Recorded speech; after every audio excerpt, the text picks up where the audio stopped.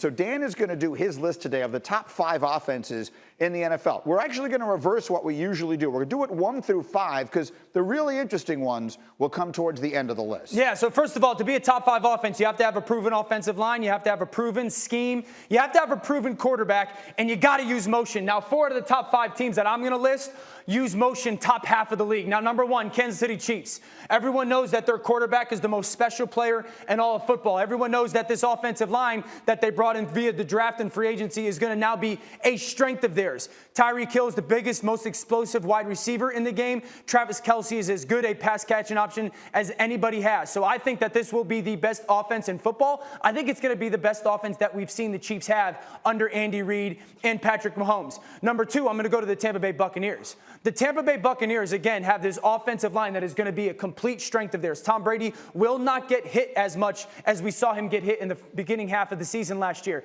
Chris Godwin is back. Mike Evans is back. O.J. Howard is going to come back and be healthy. They're going to be able to run the football when they want. They're going to be able to control the line of scrimmage. Brady's going to be able to push the ball downfield. I expect so much play-action pass out of this offense. This will be an explosive and ball control offense. Number 3, I'm going to go to the Buffalo Bills. 1, because their offensive line, again, is coming back. I love Brian Daboll. Now, they don't use motion as much as the other teams, but they throw the ball so much on first down. Again, another trend in offensive football. They play such aggressive style of ball. Josh Allen was not just the 2020 season. Go back over his last 30 starts, which is a season and a half plus. He's thrown for 76 touchdowns and 13 interceptions. They have a plethora of weapons to throw the football to. This is an offense that is going to be able to dictate the defense is exactly what they want.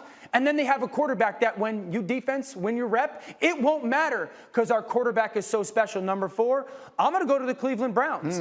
Yes, this is a team that has a fantastic run game. They are a throw-first offense, the play-action pass shots. This is an offense that was so good last year without the ability of an Odell Beckham Jr. that if he seamlessly transitions in, Landry's going to be a guy that gets a ton of catches. I love their 2 tight ends. Their 2 backs that could be pass catchers. And then the salt-away run game. Kevin Stefanski is going to have this offense to another level. Big explosive pass plays that 13 brings takes them into the top 5. Now, my 5th offense in the NFL is going to be the New England Patriots. I have been all offseason, folks. This will be a top 5 offense in the NFL offensive line-wise. This will be a top 5 run game. We know that they spent all that money in free agency, right? So they're going to ask Mac Jones at the line of scrimmage, hey, just find the matchups. Let's just find the match. We are going to be in such favorable situations. Josh McDaniels now has the quarterback that he loves when it comes to style of football that they want to play. Aguilar is a good player. Jonnu Smith is going to be huge for them. Hunter Henry, stay healthy. James White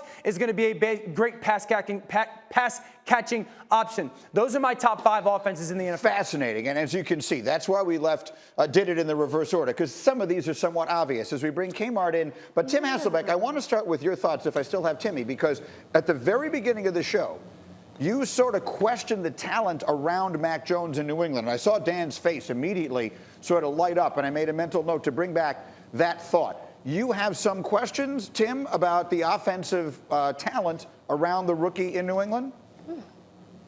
The starting wide receivers are Nelson Aguilar and Jacoby Myers.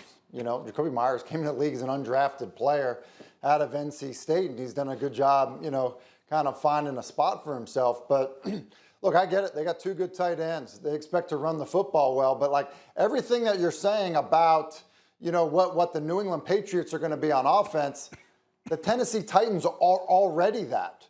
They're probably a better running football team. They've got a really good offensive line. They actually have a quarterback that's been playing at a high level. And oh, by the way, you have all of that stuff, and their receivers are A.J. Brown and Julio Jones. So to me, like, I get it. Like, New England's got some good pieces, and we think that Mac Jones is a good decision maker. But Tennessee, you know, checks every single one of those boxes, but is probably better. Kimberly, how about you?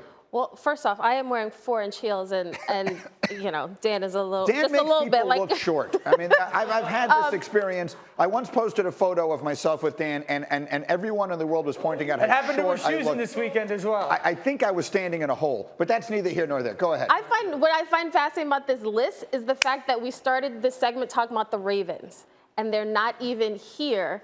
And because Lamar Jackson is such an explosive offensive weapon, but that is how good the AFC has become. My issue with the Ravens is the skill position players. I don't know how healthy their receivers are going to be. I don't know when Bateman is going to come back from the groin surgery. And not only will he be healthy, what's his impact going to be like not really having much of a training camp? I agree with Tim that Tennessee is right up there. Losing Arthur Smith, we've got to see how Todd Downing kind of steps in. I love Todd, and I think he's got a great opportunity there. We got to see how it transitions itself on the field. Josh McDaniels is a proven play caller. That's why I would still keep New England at 5. The Chargers could be up there as well. The Chargers could be good. Yeah, the Ravens sure. piece of this is fascinating to me, Kimberly, because no team has had a worse 6 weeks than they've had with the injuries at the wide receivers and then with the running backs as well.